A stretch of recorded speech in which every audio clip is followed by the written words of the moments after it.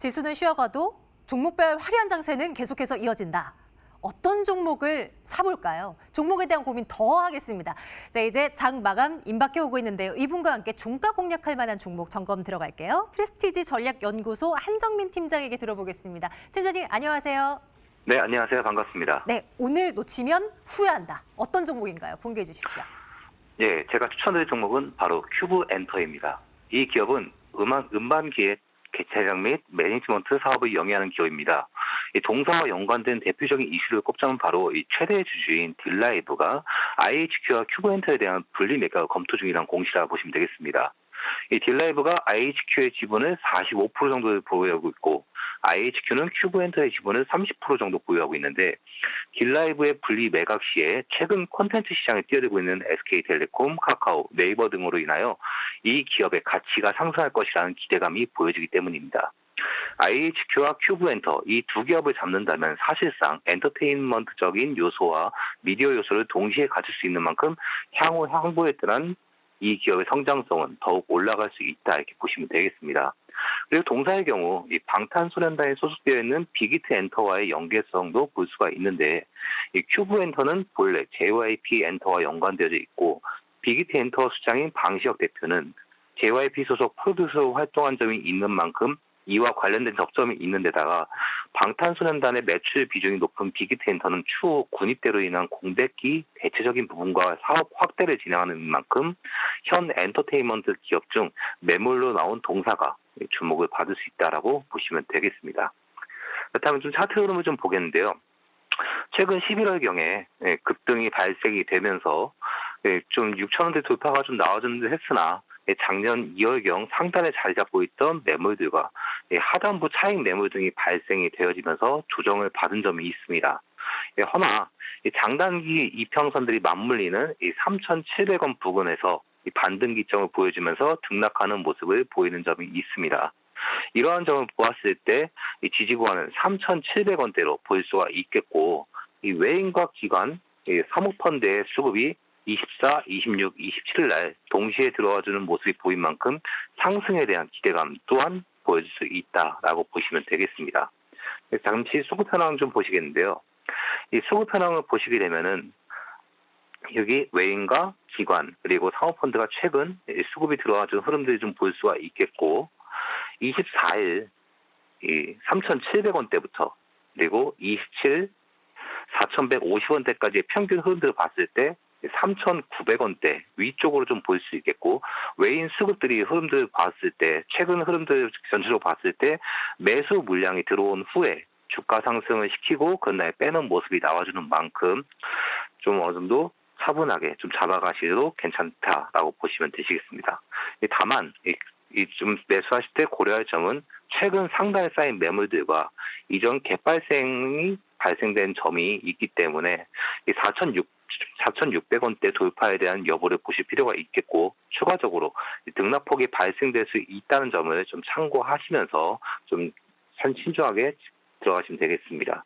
정리하자면 적정 매수 구간은 4,000원대 그리고 목표 구간은 4,600원대, 손절 구간은 3,700원대입니다. 그리고 추가적으로 요즘 이제 최근 장 흐름들 봤을 때 1월 달에 이슈가 굉장히 많죠. 지금 현재 나와 있는 미국과 이란 간의 악재적인 부분들도 있지만은 1월에는 이벤트적인 부분들이 몇 가지가 있습니다. 간단하게 짚고 가자면은 1월 9일 날 옵션 만기일과 삼성전자 4분기 실적 발표일이 동시에 있습니다. 그리고 17일 날 한국금통위의 금리 인하인지 동결인지에 대한 결정적인 부분이 있겠고요. 24, 27일 날은 설날 있겠는데 이때는 좀 관망 심리가 좀 나와줄 것으로 좀 보여집니다. 그리고 28일 날, 29일 날 FOMC 회의가 있는데 이때 같은 경우에는 사실상 동결로 좀 이렇게 좀 어느 정도 생각을 하는 부분들이 있고 여러분들이 가장 좀 집중해서 보셔야 될 때는 1월 9일입니다. 1월 9일은 옵션 만기일과 삼성전자 4분기 실적 발표일인데 사실상 이때는 좀 리스크적인 요소가 두 가지가 한꺼번에 오는 게 있다 보니까 좀 매매를 하는 데 있어서 좀 차분하게 좀 천천히 보실 필요가 있겠고 최근 반도체 주주를 좀 많이 보시겠지만은 어느 정도 이런 부분들을 봤을 때는 섣불리 들어가시기보다는 차분하게 접근하시는 것이 더 좋다라고 보시면 되시겠습니다. 추가적으로 또 말씀을 좀 드리자면은 최근 52주 신고가라든지 신고가에 대한 얘기가 많이 나오고 있는데요. 한 번 슈팅 이후에 다시 조정을 주는 흐름들이 많이 보여지는 만큼 개인 투자자들이 이런 부분에 혹해서 고점에 물리는 상황이 발생되지 않도록 이런 부분들 조심하실 필요가 있겠다라고 네, 보시면 좋습니다. 되겠습니다. 예. 자, 오늘의 종가 공략주 큐브 엔터 점검을 해보았고요. 시장에 대한 뷰도 한번 참고를 해보도록 할게요. 프레스티지 전략연구소 한정민 팀장과 함께했네요. 팀장님 고맙습니다. 네, 감사합니다.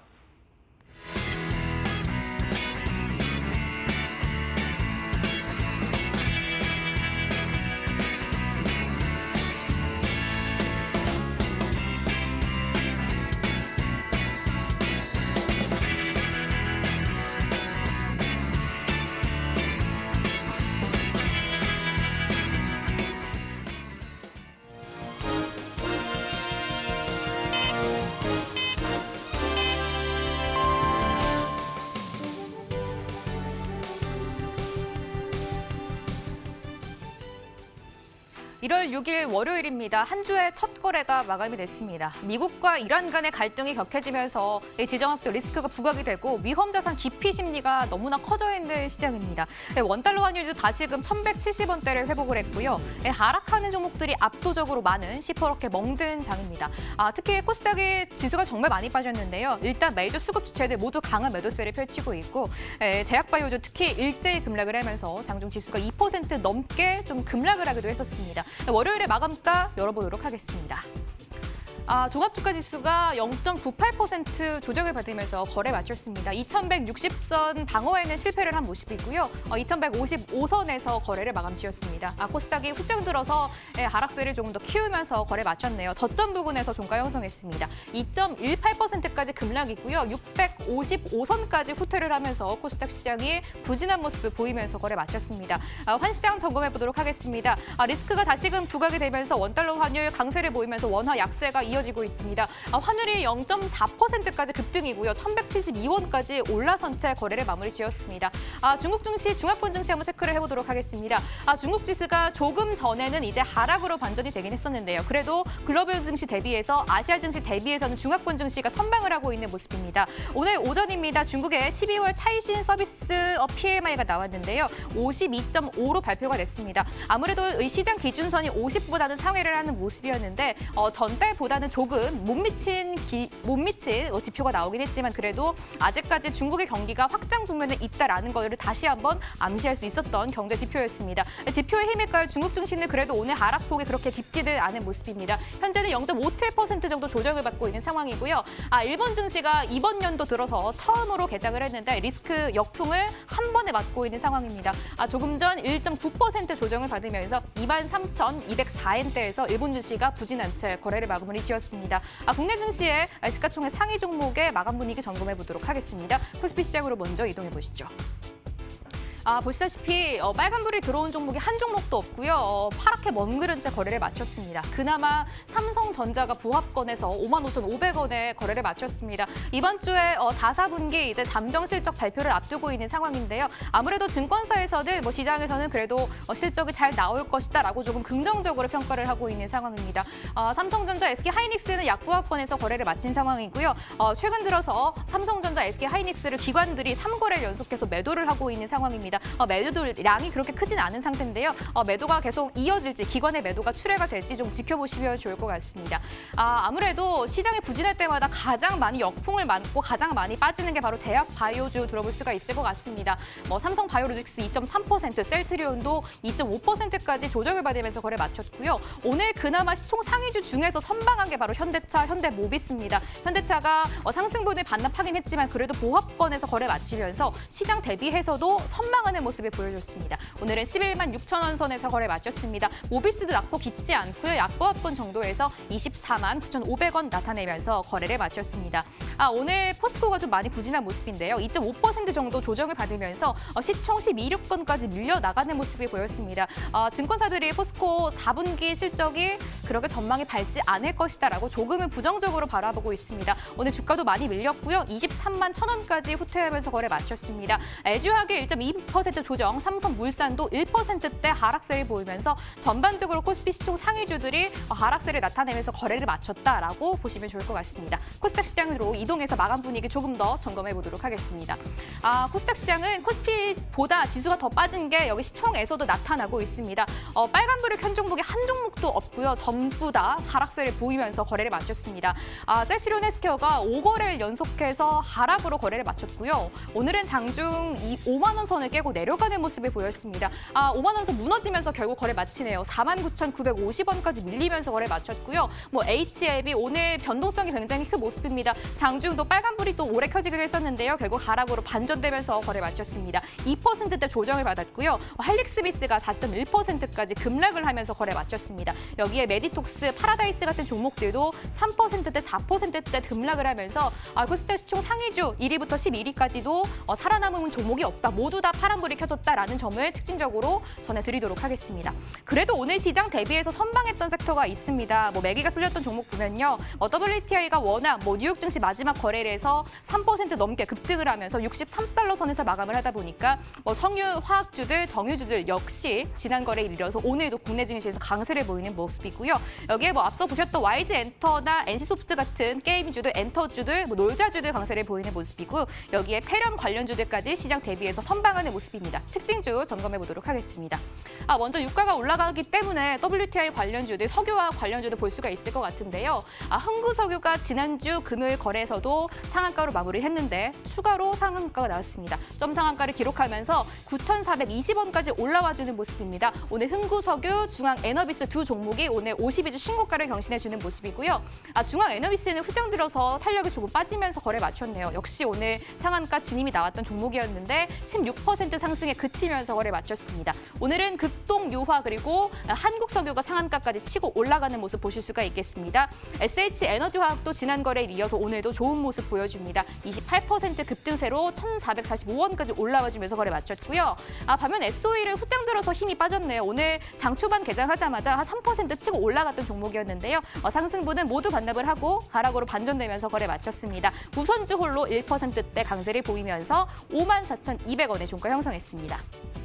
마지막으로 폐렴 관련주도 특징주로 한번 점검을 해보도록 하겠습니다. 오늘 폐렴 관련주들이 강하게 올라와 주는 모습인데요. 중국에서 시작된 원인 불명의 폐렴이 홍콩과 싱가포르, 아시아 전역으로 확산이 되고 있다라고 밝혀지면서 폐렴 관련주들이 좀 강세를 보이는 모습입니다. 오늘은 파루가 가장 강한 모습을 보였는데요.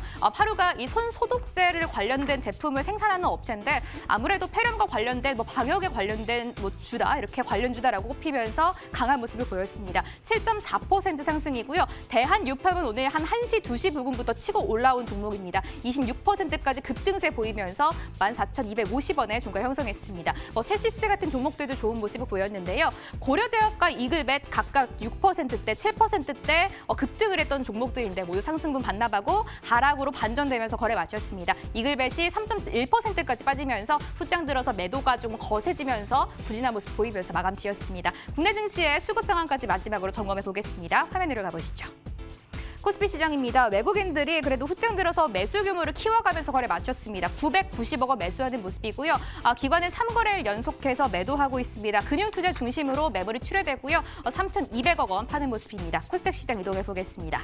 3거래일 연속 기관과 외국인 쌍끌이 매도로 거래 마쳤고요. 개인 홀로 2,152억 원 사들이면서 거래 마무리 지었습니다. 월요일의 마감 상황 자세하게 정리해드렸습니다.